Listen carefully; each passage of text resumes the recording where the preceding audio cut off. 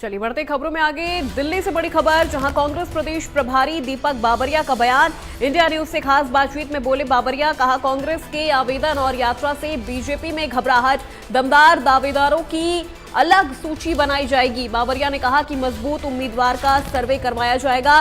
कांग्रेस नेताओं के साथ होगी स्क्रीनिंग कमेटी की बैठक। 3-4 दिनों में होगी हरियाणा के नेताओं की बैठक। विधायक चिरंजीव राव के बयान पर बोले बाबरिया, कहा कुछ उम्मीदवार ओवर कॉन्फिडेंस है, कुछ नेता पार्टी के नियमों से वाकिफ नहीं हैं।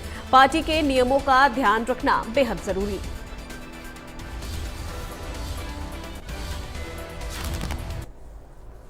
के लिए हमारे साथ है प्रदेश कांग्रेस के प्रभारी दीपक बाबरिया जी। सर, चुनावों की तारीखों का ऐलान हुआ, इससे पहले ही हालांकि कांग्रेस ने अपने आवेदन मांगे थे, 2500 से ज्यादा आवेदन आए। किस तरीके से आगे तैयारियां हैं, क्या कुछ उम्मीदें इसको लेकर के की जाए? इतनी बड़ी मात्रा में लोगों ने कांग्रेस की टिकट के लिए अपनी दिलचस्पी दिखाई है। मैं समझ रहा हूं कि उसको देख के ही भाजपा घबरा गई है। जो प्रकार से हमारी यात्रा को रिस्पांस मिल रहा था, उससे भी घबरा गई है। उनको एहसास हो रहा था कि daily there one assembly is leaking from there daily. तो घबराते हुए इन्होंने 1 महीना पहले चुनाव की घोषणा कर दी। तो अब आप लोग किस तरीके से उम्मीदवारों के नामों को लेकर के पैनल बनाएंगे? जल्द उसको लेकर कैसे निर्णय लिया जाएगा? क्योंकि अभी विधानसभा और 2500 से ज्यादा आवेदन 2500 आवेदन है। जो कुछ भी है उसके सबका जो इंटरव्यू लेके उनकी जो स्ट्रेंथ और वीकनेस है उसकी एक शॉर्ट सिनॉप्सिस बनाई जाती है। उसमें से जो दमदार लोग हैं उसकी सूची अलग की जाती है। उनमें से कई लोगों का सर्वे में भी रिपोर्टिंग के लिए भेजा जाता है। और इसके साथ साथ जो लोग दमदार हैं वो जो है उसको फिर से फ़ोन से बात करके या पर्सनली 1-to-1 बात करके भी उन लोगों का एक बार और भी जो है हम कुछ आकलन करेंगे, वो मेरा सोच है। हालांकि सर्वे भी तमाम पार्टी करते हैं, कांग्रेस की तरफ बताया जा रहा है कि अलग अलग सर्वे भी किए जा रहे हैं। एक बात जानना चाहेंगे, जो कैंडिडेट की चर्चा में आ रहा है कि 2014 में 2019 में चुनाव हार गए थे कांग्रेस की टिकट पर, ऐसों पर एक बार फिर विचार किया जाएगा कि इनको टिकट ना दी जाए, नए चेहरे लाए जाएं, मजबूत चेहरे हों, क्या इसको लेकर के भी पार्टी को हम लोग जो सोच रहे हैं कि जमीनी स्तर पे पिछले 2-3 साल 5 साल में कौन है, जमीनी स्तर पे काम करते लोग हैं, उसकी एक पहचान बनती है। वो सर्वे में भी उसका नाम उभर के आता है, कार्यक्रम में भी उनका नाम उभर के आता है।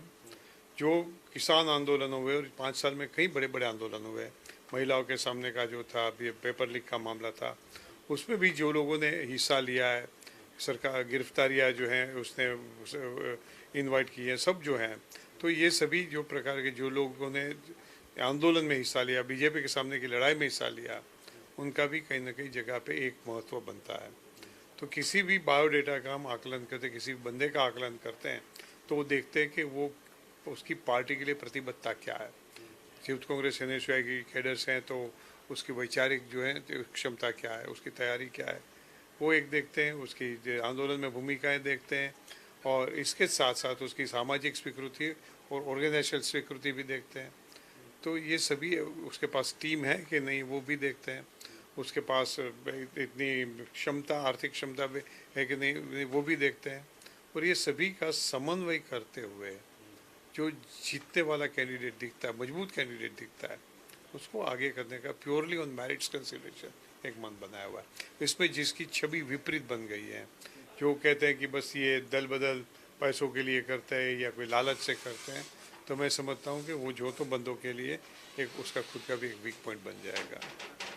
पार्टी स्तर पे हालांकि स्क्रीनिंग कमेटी की बैठक भी बनाई गई, बैठक भी राज्य स्तर पर हुई। हरियाणा की अलग से चर्चाएं बैठ के कब से शुरू होंगी, इनको लेकर के अगर बात की जाए, जिसमें केवल हरियाणा के रहेंगे? अगर आज अभी हमारी मीटिंग जो है खड़गे साहब के साथ और वेणुगोपाल जी और राहुल जी के साथ, उसमें जो डिस्कशन होगा उसके पर अगले 3-4-5 दिन का हमारा टाइम टेबल बनेगा। एक अंतिम चर्चा, राज्यसभा को लेकर अब 2 ही दिन बच रहे हैं। हरियाणा में एक सीट को लेकर के चुनाव हो रहा है जो दीपेंद्र हुड्डा के लोकसभा में जाने पे खाली हुई थी। नामांकन के बस 2 ही दिन बच रहे हैं। क्या कांग्रेस अभी कुछ उस पर विचार करेगी या उस पर अभी कांग्रेस के नहीं, क्योंकि 28 विधायक 44 चाहिए कम से कम? राजनीति में हर संभावनाएं अंतिम क्षण तक खुली रहती है, बस इतना मैं कहूँगा। बाकी आगे तमाम अभी विधानसभा की तैयारियां, अभी तो विधानसभा की तैयारी में भी लगे हुए सब। बाकी हर प्रकार की संभावनाएं होती है वो आप सब जानते हैं। एक अंतिम प्रश्न जुड़ जाना चाहूंगा। कुछ बयान आ रहे हैं विधायकों के, जैसे एक विधायक रेवाड़ी का बयान आया चिरंजीव यादव का कि उनकी टिकट कंफर्म है, वो तो अपना 9 तारीख को अपना जो है नामांकन भरेंगे और डिप्टी सीएम के लिए भी वो अपने आप को दावेदार मानते हैं अगर सरकार आई तो।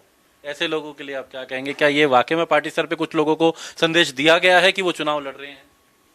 कई कैंडिडेट अपने आप से ओवर कॉन्फिडेंट होते हैं, कई कैंडिडेट जो हैं सीनियर होते हैं मगर पार्टी के जो नियम हैं उससे ज़्यादा वाकिफ नहीं होते हैं। लगातार क्योंकि चर्चाएं रही, अगर बात करें तो इनका कहना है कि पार्टी अपने स्तर पे पूरी तरीके से तैयार है, आवेदन लिए गए हैं 2500 से ज़्यादा, उनको शॉर्टलिस्ट किया जाएगा, 3-4 दिनों में हरियाणा को लेकर बैठक होगी और इसके साथ साथ पार्टी आगामी रणनीति भी लगातार अपनी बना रही है। हालांकि राज्यसभा को लेकर कभी भी स्पष्ट नहीं करा, लेकिन चिरंजीव राव ने जो एक संदेश दिया था, नामांकन की तारीख अपनी बताई थी, उसको लेकर उनका कहना है कि कुछ नेता अपने आप में ओवर कॉन्फिडेंट है, ऐसे में उसको लेकर के अभी ये कोई टिप्पणी नहीं करेंगे। दिल्ली से सहयोगी इंदर के साथ दीपक शर्मा, इंडिया न्यूज। और उस बीच